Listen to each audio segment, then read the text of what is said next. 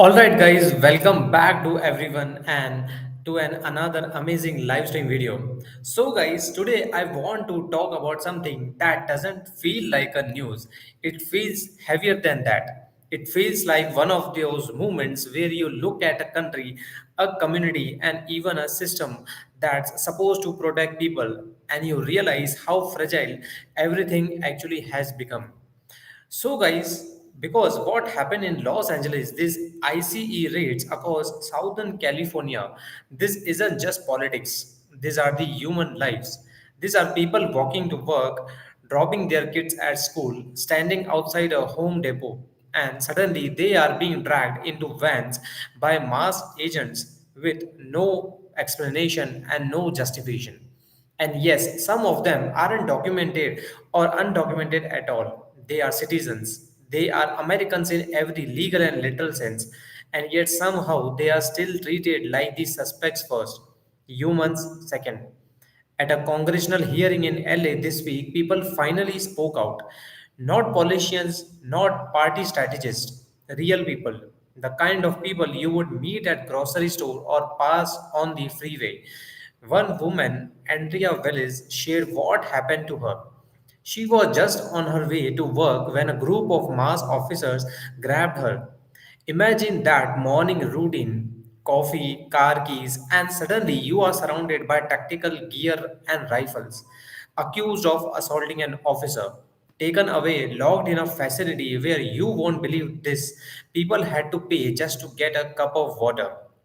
2 days later, charges were dismissed. Why? Because of lack of evidence. But the trauma that doesn't get dismissed, that stays with you. So, guys, it's that part, the aftershock, that hits me the hardest. Because even after the officers leave, the real damage takes the time.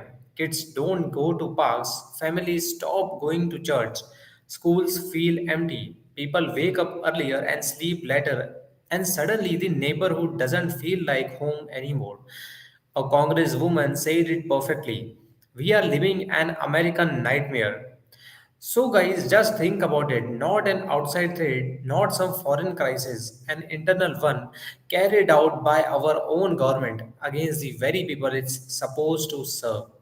Even the mayor of Los Angeles said the raids felt like an attack from our own federal government.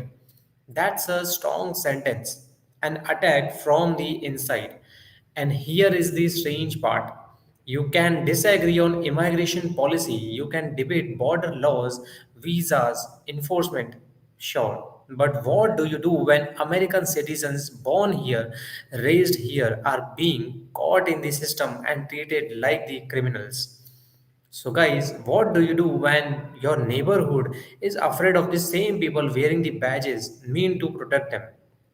If public safety is built on trust, what happens when trust gets shattered? And that's the thing I keep thinking about.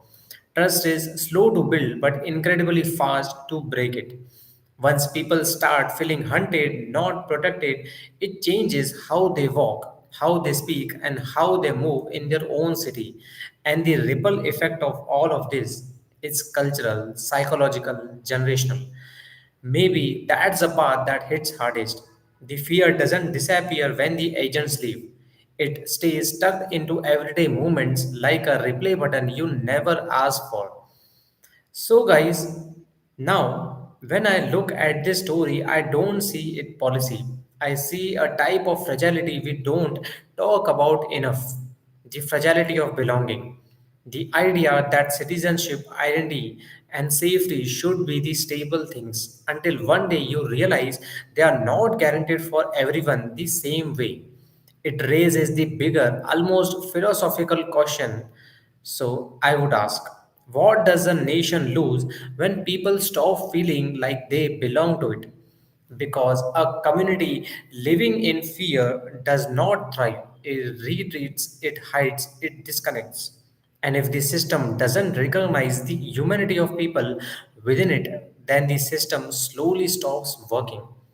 So, as we watch all this unfold, I think the real responsibility isn't just on politicians or committees, it's to us to stay awake, to stay pay attention, or even when the story isn't trending anymore.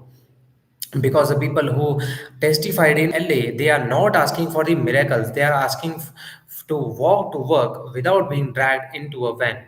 They are asking not have to pay for drinking water while being detained. They are asking to simply exist in a country they call their home. And if that's too much to ask, then maybe the nightmare is bigger than we think. So, guys, thank you so much for spending this minutes with me. If you are here live, drop your thoughts in the chat and let me know what do you think on this. If you are watching later, let me know what you think not about the politics but about the humanity and about the policies. Stay safe, stay aware, and I will see you guys in the next stream.